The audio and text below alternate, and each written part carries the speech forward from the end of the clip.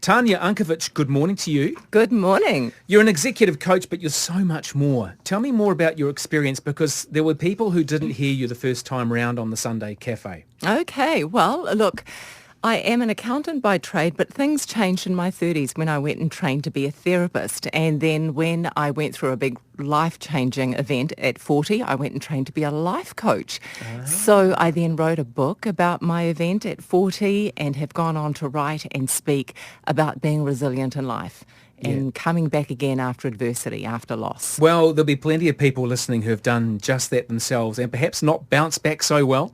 I know through the collapse of my marriage after 22 years, it takes a long time to kind of get the confidence back to want to crawl out from under the stone and just, be seen.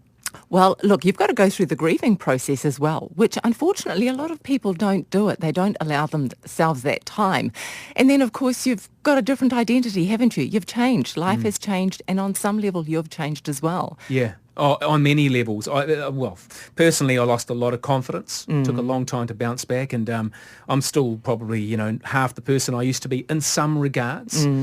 But in some ways, that whole stupid saying of what doesn't kill you makes you stronger is true, isn't it? It is very true. And, the thing is to look at areas of your life right now where you feel confident and go, well, actually, if I can do that in this area of my life, of course I can be confident again in love or in other areas of your life where you don't feel so confident, because you are you, right? Yeah, unfortunately, I am. So finding love later in life, that's the topic of today's talk.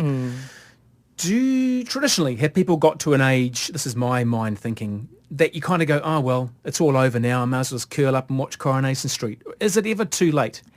Absolutely not. Goodness me. I said to someone this morning, I'm 55 and I feel like a spring chicken still. So, life is what you make it. I know that's a cliche, but it is so true. What is a number at the end of the day? Yeah. It's what goes on in here, in your mind. Do you know what? That is very good advice. In fact, a friend of mine said something that I haven't forgotten. He said, you'll never be as young as you are now. So when you start moaning about, oh, I'm so old, no one's going to want me. I wear glasses, I've got wrinkles, I can't run like I used to. These are all things that are true of me, by the way. A friend of mine also talks about monkey bars, swinging from one relationship to another. Have you heard that term? Absolutely. I call it jumping from one shiny thing to another, right? You get hooked into that adrenaline and how great it feels for that first 5 minutes until reality kicks in. And then the adrenaline drops and then you go, oh, gosh. How many people... This is my mother's advice. She'll be listening. She'll be going, yes, he did listen. Learn to be on your own. Learn to love yourself. That's pretty hard. It is difficult. However, it will be difficult if you say it's difficult. Okay, if that's the message that you give yourself. I always say to you, to my clients, come back and be your true, authentic self before you take yourself into another relationship, because otherwise you're just going to do a geographical. You're going to take the same you into the same next relationship and you're going to repeat the same patterns unless you break those patterns. How do you find out who you really are? Because, if you've been with someone for a long time, I'm not saying you're bullied or controlled. For some people, that will be true. But you do condition yourself. You start to compromise. How do you become yourself again? Well, there are some great exercises that you can do in order to find out what you're really passionate about. Someone said to me the other day, I don't even know what my favourite colour is anymore. Oh, that's sad. Okay, so it's about going back and really being with yourself. Being on your own for long enough to take that journey back to you. All right? It does mean investing time in yourself and sitting still, sitting through the discomfort. Do not soothe yourself until you find out who you truly are. Yeah, well, look, last night, for example, at 7:30, in my head it was about 10 o'clock. I was tired.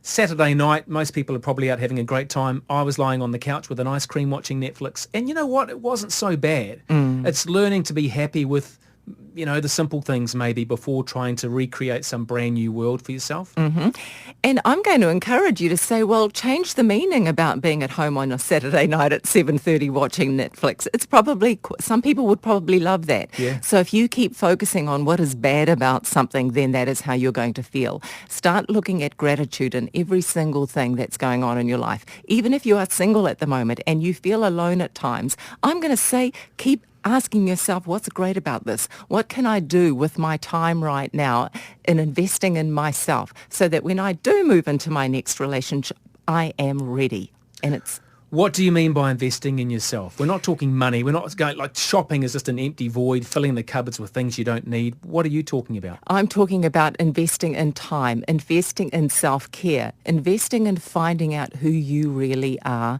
and asking those big questions, where am I going? Because so often we're so busy running in life, we don't invest in ourselves and taking care of ourselves.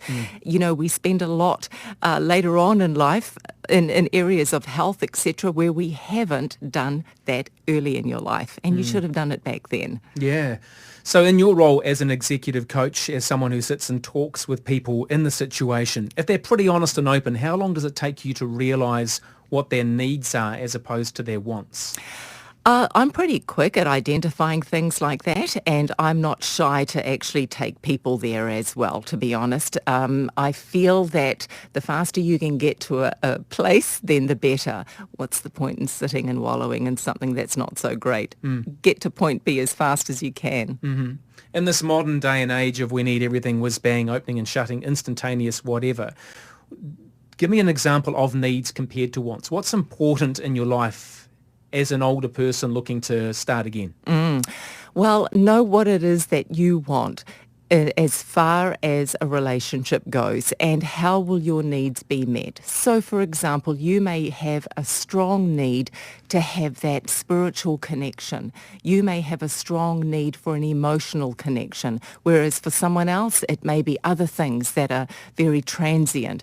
So really understand who you are and listen to that, and that way you'll be able to identify what someone else's needs are. Often a want is something that you are running from as well. Very, very short-lived. Yeah, absolutely.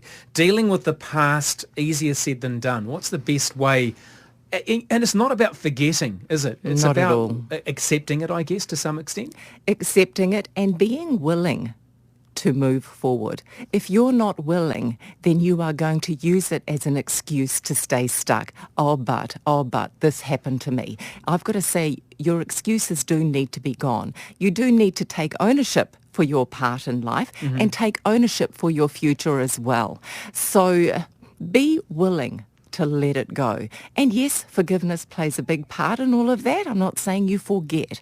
Sometimes it's good to remember because you won't then repeat the pattern. Yeah. But forgiveness, not only of the other person, start with forgiveness of yourself. Oh, completely. I talk very fondly about my very long marriage because it was largely amazing. And then it was a festering ball of snot. It was terrible at the end, but let's not go there. How do people get in touch with you, Tanya, if they do want to get some advice? You can Google me, Tanya Unkovich, spelt with Unkovich. My website is tanyaunkovich.com. Lovely. Always lovely to have you in the studio and to chat. Tanya It is my Unkovich, pleasure. she's just this grinning, happy person. Oh, you make me feel so happy. Thank you very much. You are welcome.